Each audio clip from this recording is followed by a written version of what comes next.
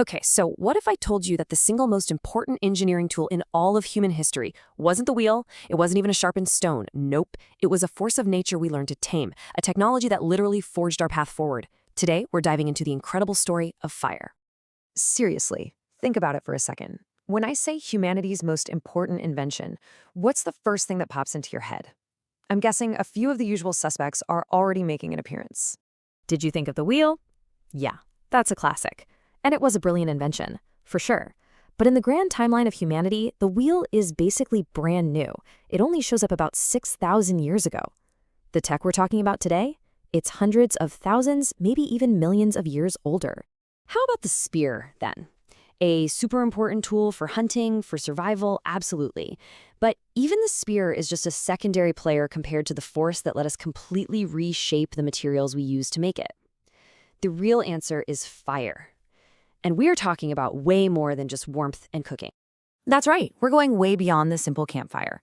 We're going to explore how our ancient ancestors learned to use fire as the world's very first engineering tool, kicking off the birth of material science itself. And that brings us to this key idea, pyrotechnology. Now, this is not just a fancy word for setting things on fire. This is about the intentional use of heat to fundamentally change what a material is and what it can do. It's about taking a crumbly, useless rock and turning it into a razor-sharp blade. That was the cognitive leap that changed absolutely everything.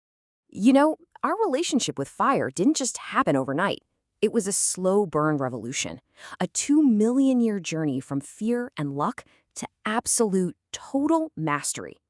This ladder of fire mastery gives us a pretty clear roadmap of how it all went down. For a solid million years, we were just opportunistic, getting used to fires that happen naturally. Then came a huge step. Controlling it, keeping it going in hearths. But the real game changer? That was 400,000 years ago, when we finally figured out how to make fire ourselves. That unlocked the final, incredible stage, thermal engineering, where we started to truly remake the world around us.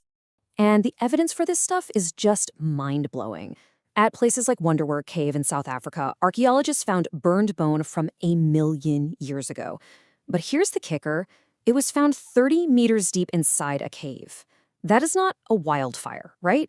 That is definitive, rock-solid proof that early hominins were carrying and maintaining fire, using it systematically deep inside their own homes. So, using fire was one thing, but making it, that was a whole different level. That was the moment we were no longer dependent on a lucky lightning strike. We could create a spark on demand. And for this part of the story, we're heading to a site called East Farm in the UK, where archaeologists uncovered the oldest definitive evidence for fire making, dating back a staggering 400,000 years. And what they found there was, for all intents and purposes, a prehistoric fire-making kit. Get this, it had iron pyrite, fool's gold, which wasn't even from that area. That means it was deliberately brought there. And when you strike pyrite with flint, you get sparks. But what's truly incredible is that this technology probably wasn't even developed by our own species, Homo sapiens. All the evidence points to Neanderthals or their direct ancestors. They mastered ignition. Okay, so once you can make fire whenever you want, what's next? Well, you start to refine it, turning it from a blunt instrument into a precision tool. And this, my friends, is where we see the dawn of some real Stone Age alchemy. At a place called Kesem Cave in Israel, we see something just astonishing. Using high-tech tools like AI-powered spectroscopy, researchers figured out that these ancient hominins were using different temperatures for different jobs. To make those really fine, sharp blades, they heated flint to a very specific 259 degrees Celsius. For rougher, everyday flakes, they cranked it up to 413 degrees. This isn't just fire, this is precision engineering. And just think about how ridiculously hard that is. Hitting a precise 259-degree mark is not easy. Even today, a normal campfire can easily hit 600 degrees or more. To get this lower, more controlled heat, they had to be using some pretty sophisticated techniques, like maybe burying the stone in sand to insulate it. This was not an accident. This took planning, patience, and a deep understanding of how heat works. This whole process was pretty much perfected down in South Africa with a stone called silkrete. Now, in its raw state, it's kind of crumbly and really hard to work with, but our ancestors discovered something amazing. If they buried it and gently heated it to around 350 degrees Celsius, it went through a complete molecular change. Water was forced out, new chemical bonds formed, And boom, the stone became glassy, hard, and absolutely perfect for making ultra-sharp tools. But how do we actually know this wasn't just, rocks accidentally falling in a campfire? Well, this is where modern archaeology gets really clever. They found something called a gloss contrast. You see, the scars on a tool made before it was heated are dull, but the scars made after it was heated are glossy. It's like a forensic fingerprint, proving the heating was a deliberate middle step in the manufacturing process. It wasn't an accident, it was a recipe. So the story of pyrotechnology reaches this incredible peak with our cousins, the Neanderthals. And it turns out they became the world's first industrial chemists by inventing superglue. At Vanguard Cave in Gibraltar, archaeologists found what you can only describe as a 65,000-year-old tar factory.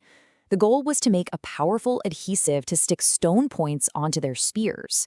To do this, they had to distill resin from plants. Now that's a tricky process. It requires heating the resin in a low-oxygen environment so it doesn't just burst into flames. And we know they did it. They built special hearths designed to do exactly that. This is just a total game changer. Neanderthals were, and I'm quoting here, practicing a form of industrial chemistry that predates similar modern human techniques by over 100,000 years. Think about that. This completely shatters that old, brutish caveman stereotype. These were sophisticated chemical engineers. So what's the legacy of all this ancient innovation? Well, it is no exaggeration to say that every single piece of modern technology we have today stands on the foundation built by these early fire masters. And this knowledge wasn't just stuck in one place. From the earliest evidence we have in South Africa 164,000 years ago, this tech spread across the entire globe with migrating humans. It shows up in Australia 42,000 years ago and was being perfected in Europe during the Silurian period. It literally became a core part of the human toolkit everywhere we went. The impact of mastering fire was total. It rippled through every single aspect of our evolution. Biologically, cooking food gave us the caloric firepower we needed to grow these big, complex brains. Socially, the hearth became the heart of our communities, a place to share food, tell stories, and pass down knowledge. And technologically? Oh man, every great material revolution since, from ceramics to metallurgy to the silicon inside the screen you are literally watching right now, it all started with these first controlled flames. So it really leaves you with a pretty profound question, doesn't it? If our ancient relatives were running complex chemical experiments tens of thousands of years ago, what else are we missing? What other incredible innovations are still buried right under our feet, just waiting to completely rewrite the story of who we think we are?